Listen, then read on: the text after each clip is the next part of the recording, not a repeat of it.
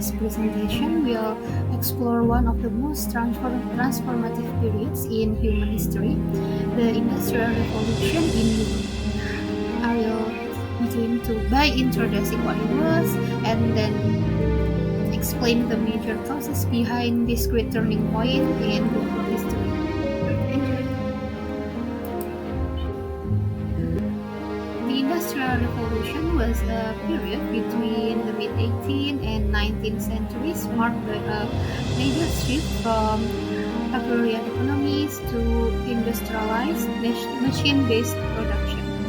It began in Britain and eventually spread to the rest of Europe and beyond. This revolution didn't just change how goods were made, it transformed societies, economies, and everyday life. It's considered a turning point because it fundamentally altered the structure of the society. For the first time, large-scale urbanization took place, social classes shifted, and Europe's economy transitioned from being land-based to capital and industry-driven, just like you can see on the pictures here. Because this massive transformation, historians point to a combination of economic, political, technological, and geographic factors. Just like what we have here, there is agricultural revolution, natural resources, technological innovation, capital and investment, political stability, and colonial markets. So let's look at this one by one.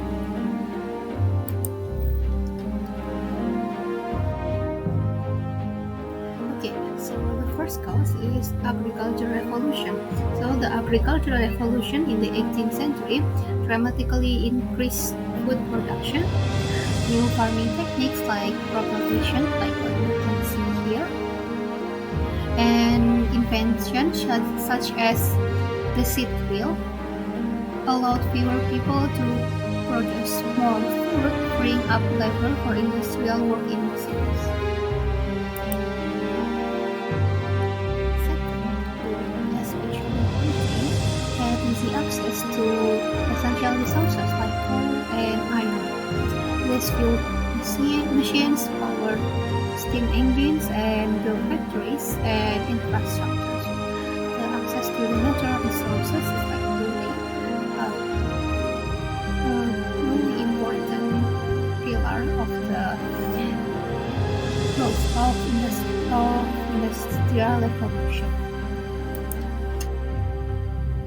Third, new inventions revolutionized production. Just like you can see on the pictures, like there's spinning jenny, steam engine, and power loom. These three inventions increase output and efficiency, replacing manual labor with mechanical systems, which is way more economics, way, way more cheaper, and can produce so many things without have to pay for so many labor. Fourth, Britain had accumulated wealth from trade and colonialism and a strong banking system. Inventors were willing to fund factories, machines, and railways, and also the the ships. They're willing to sponsor the ships. So the European people can accelerate the industrial growth in their countries, in their area. And lastly, political stability in Britain allowed long-term investment and economic growth, just like as I mentioned on the previous slide, that there's so many investors that were willing to fund anything in the Europe and Britain. And this condition is also supported by the stability of the politics.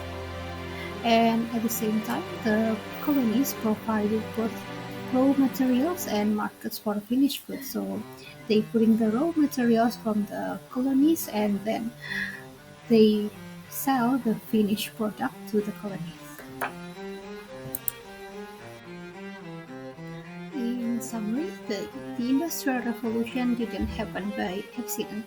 It was sparked by a powerful combination of innovation, resources, and social change.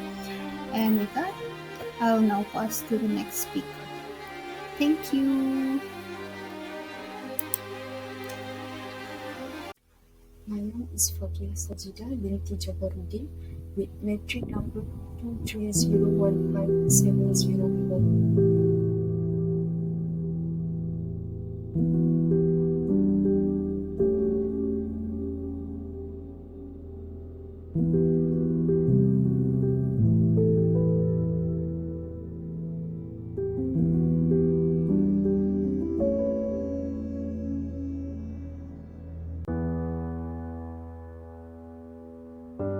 A weaver named James Henrys found that he was facing a challenge in producing enough yarn to meet the growing demand for textiles at the time.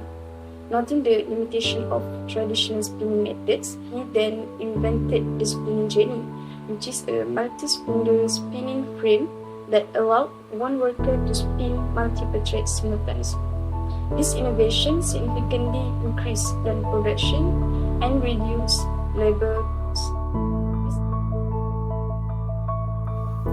In 1769, Richard Arkwright invented the water frame, a machine powered by water to spin the yarn much more vigorously, and it worked non-stop as long as the water was flowing.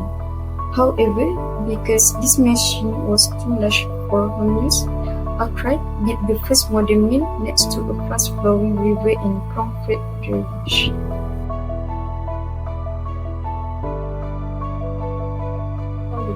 Invented by Edmund Cartwright allowed weavers to weave at full speed without the need for water power.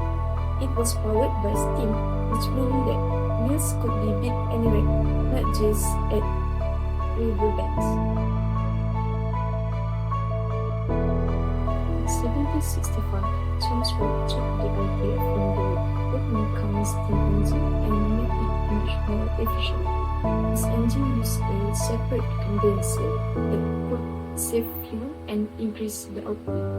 The impact of the invention of steam power was not only used in mines, but it was also later used in factories, mills, and even trains and ships. Factories were not longer dependent on rivers for power. They could be built anywhere and benefited everything from textiles to mining to transportation. In the 18th century, coal became the main source of energy to power steam engines, which were used in factories, mines, and transportation. This caused the demand for coal to increase rapidly because it could generate power continuously and efficiently.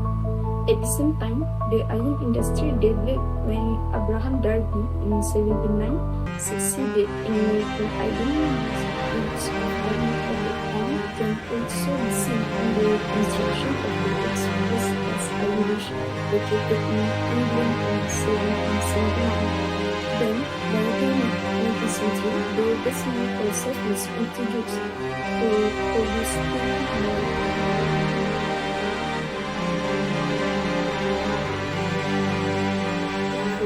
These were just wooden weights used in coal mines to transport materials by horse. However, everything changed when steam engines were used to pull wagons. The big breakthrough came in 1804 when British engineer Richard Trevithick created the first steam locomotive that could successfully pull heavy loads on iron wheels. Then, in 1825, George Stephenson introduced the locomotion number 1 and opened the stock and Darlington Railway. The worst was when they were compared to strangers in the news.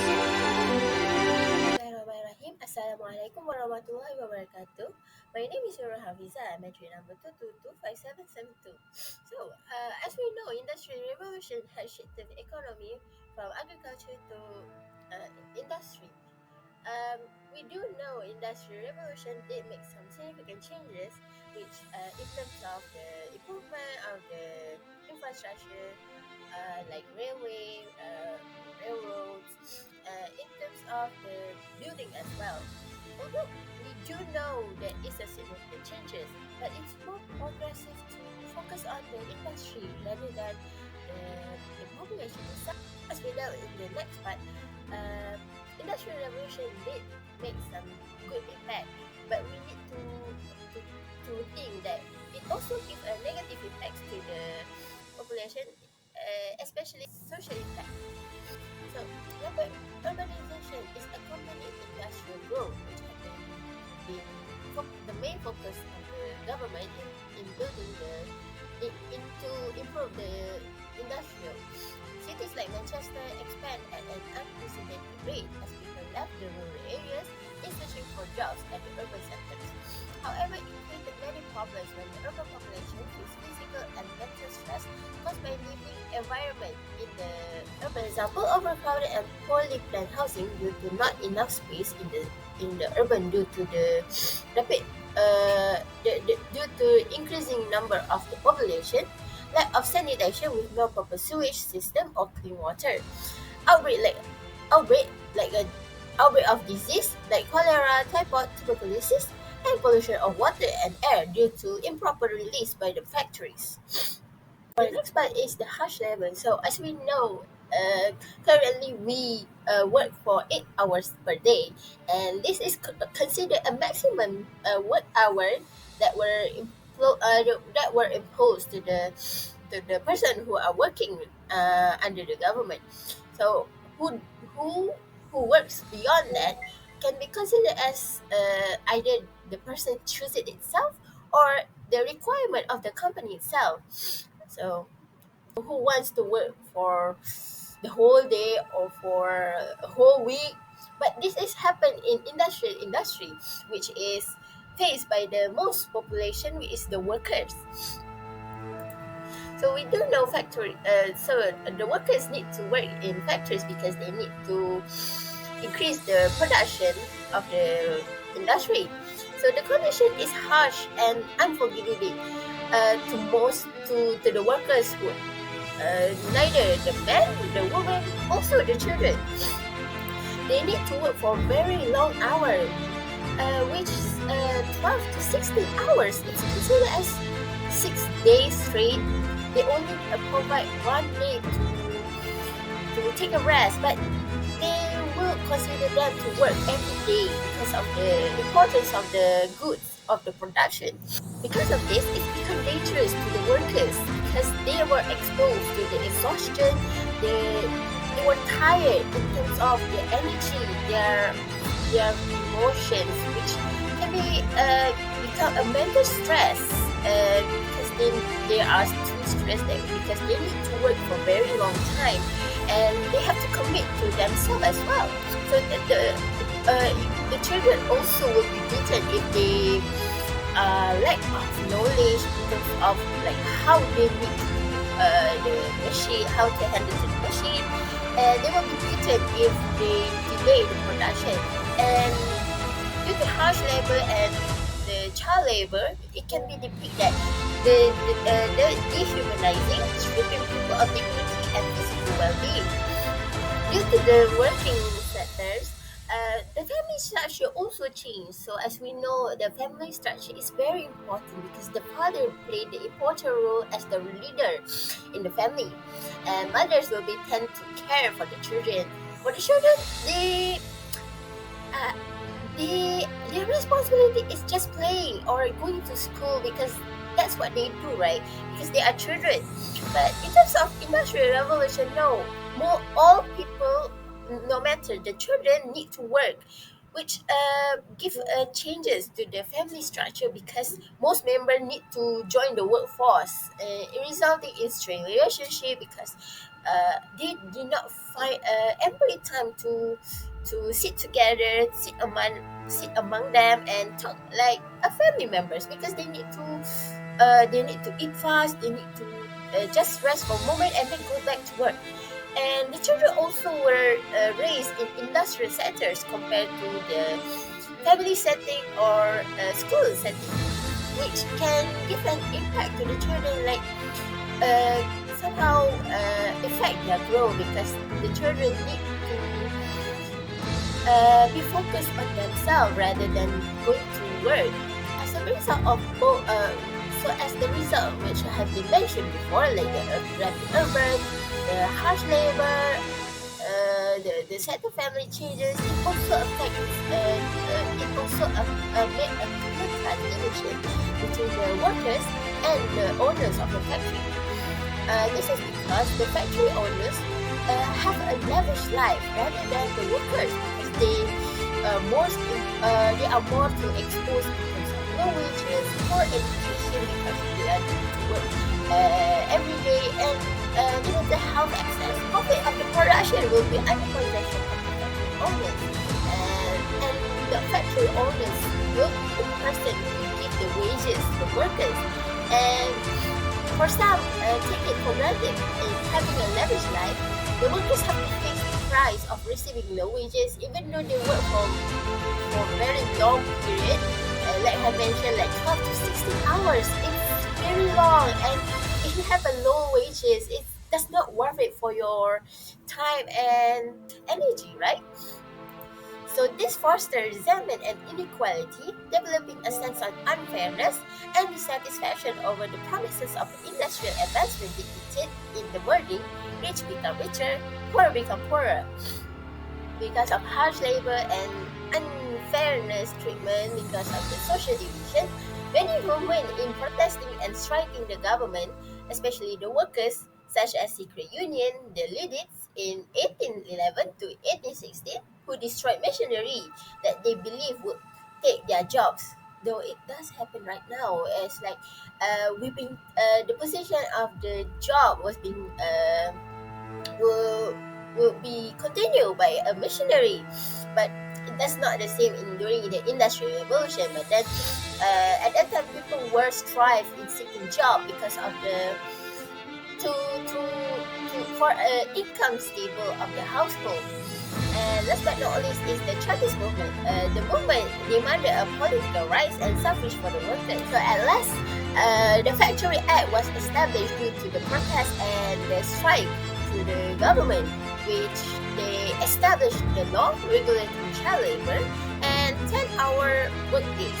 Although it does a little bit shortened in terms of uh, time period of the working hour, it does not give a burden to the workers because they also need a time to rest and sit down to take their breath before they continue their work, to take some ample time to recharge their energy, physical and mentally. And they also provide a safer conditions. So as we know in the factories, there's a lot of machineries. Sometimes it does take a person to understand the machinery to avoid any dangerous situation to happen. While many suffer in the struggle, it's marked the significant groundwork for future labor rights and social protections. Like we have denounced like the company did not give wages that were supposed to give to the workers. They will be sued and they will be take action under the government law in terms of the work rights. So we'll be jump to another presenters in terms of explaining the another segment. So yeah, salam.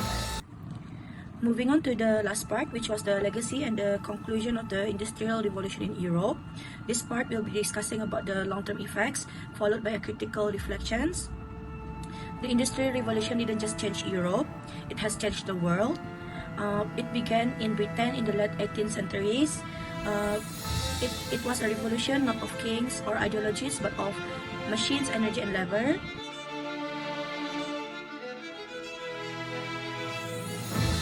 By the mid-19th centuries, its wave already had reached across continental Europe, transforming economies, cities, societies, and the human experience itself.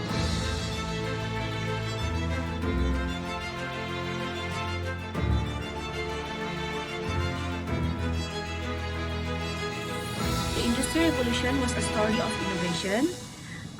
For example, the spinning jenny and power loom revolutionized textile production. James Watt's steam engine made industry mobile and scalable. Coal, iron, and steel became the building blocks of modern economy.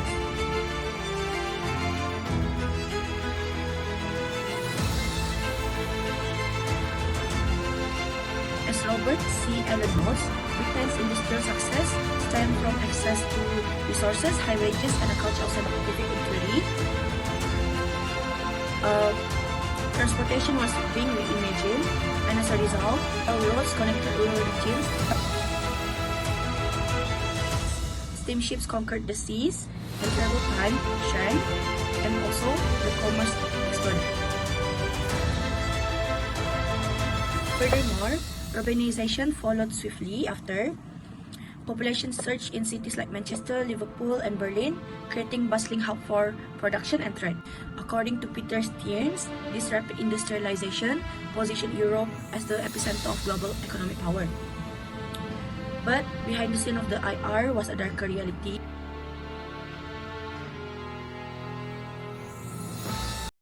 Entire families work up to 16 hours a day in unsafe, poorly ventilated factories. Child labor was a routine, and wages barely even covered the rent, as diseases spread rapidly in overcrowded tenements.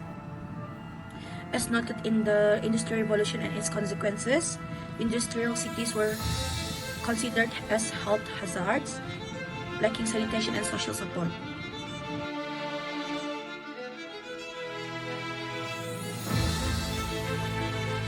Environmental consequences were stark, such as coal smoke darkened the skies, rivers became open sewers, nature bowed to the needs of machines.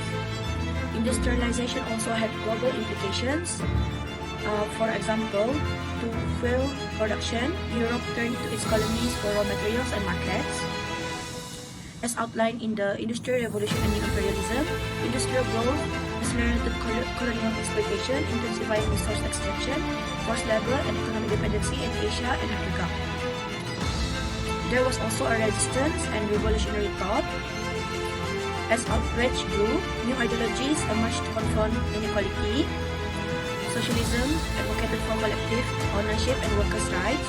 Communism, spearheaded by Karl Marx and Friedrich Engels, envisioned a classless society. The Communist Manifesto, published in 1848, was a direct response to industrial exploitation.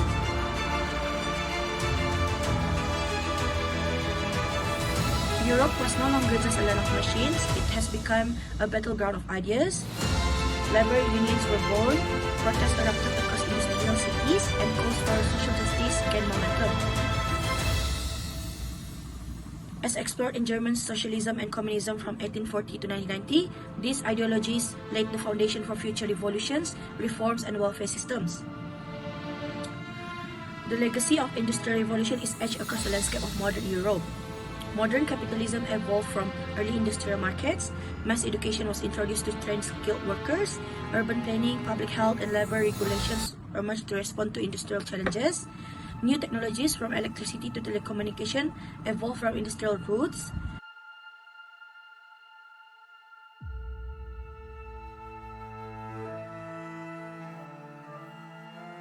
Of course, this transformation didn't happen overnight, but its long-term effects built the foundation of the Europe we live in and see today. The long shadow of the Industrial Revolution explains how current global inequalities, regional development gaps, and economic orders trace back to this era. The Industrial Revolution didn't just change Europe, it reshaped power, reworked economies, redefined society, and has changed the world. That is all from us. Thank you for listening.